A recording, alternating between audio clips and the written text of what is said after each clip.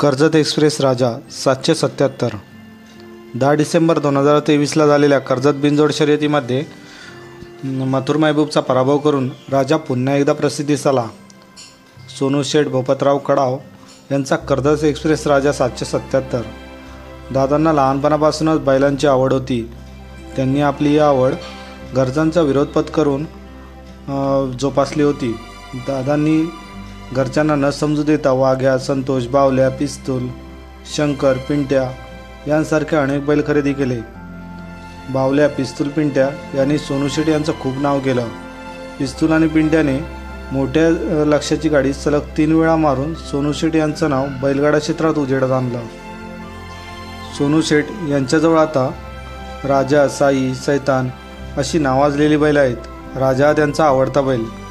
राजा 777 याची खरेदी त्यांनी इस्लामपूरचे अमोल फरजडे यांच्याकडून 74,000ला केली।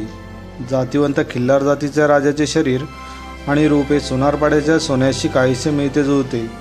मैदानातही तोच रुबाब। शर्यतीदरम्यान राजाचे शिंग तुटले असताना दादांनी गणेशदादांच्या साहाय्याने 15 दिवसात ब्रॅकेट बनवून ते जोडून 1.5 ते 2 महिने राजाला आराम दिला।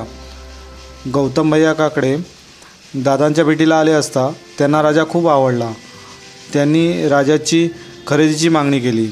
गणेशदादांनी हा व्यवहार केला असल्याने सोनू शेठ मात्र नकार देऊ शकले नाही आणि त्यांनी आपला राजा गौतम भैयांना 25 लाखाला विकला।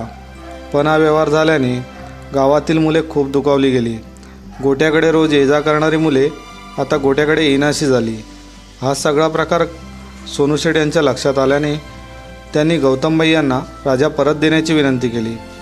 गौतम भैयांनाही हे राजा परत सोनू शेठ यांना दिला।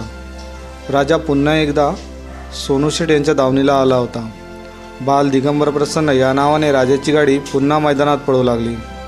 राजाने आजपर्यंत 100पेक्षा जास्त बिनजोड केल्या, त्यापैकी 90% बिनजोड तो आजपर्यंत जिंकला आहे।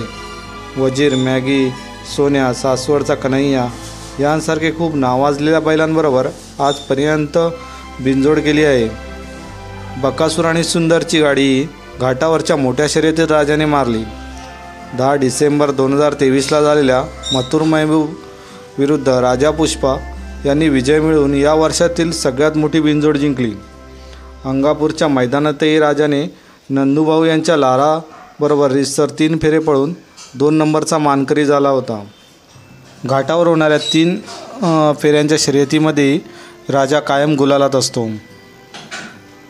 बैलगाडा या क्षेत्रात स्वतःच्या वेगाच्या जोरावर अस्तित्व निर्माण करून आपलं व कर्जतचं नाव संपूर्ण महाराष्ट्रात गाजवलं असा कडावकरांचा तुफान वेगाचा बादशाह कर्जत एक्सप्रेस राजा 777। घाटावर आणि मुंबईत दोन्ही ठिकाणी नाव गाजवणारा राजा।